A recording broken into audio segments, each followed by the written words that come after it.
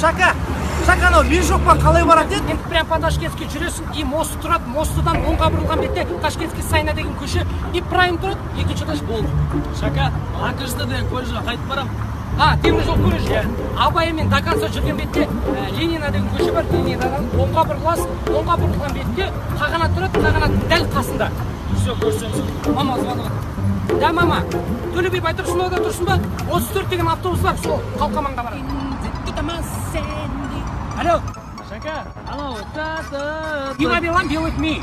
Одан таныстырайсың анау. Та-та-та. Ты меня забудь, ты меня прости. Шака, Ой, қалай. Мұрат, анау мен жоқпын кемдер әдеміде не ғой? Әне өлең қалай? Жалғыз аққу көл бетінде. Осы әнді сұрайтындар астына трек деп жазатты оригинал микс Jumanji.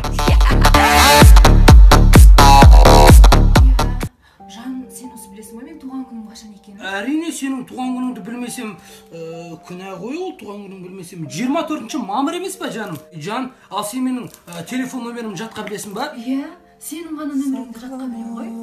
8-702-890-55-22. Жаным, бүгін не болғанын білесің бе? Мамам сенің фотоңды көріп қойды. Қойш, сосын не деп айтты? Енеме берші тұрып күн сөйлесінші. Ошыл сөйлесеме берші. Қойш, не деп сөйлесесің, сен не қызықсыз.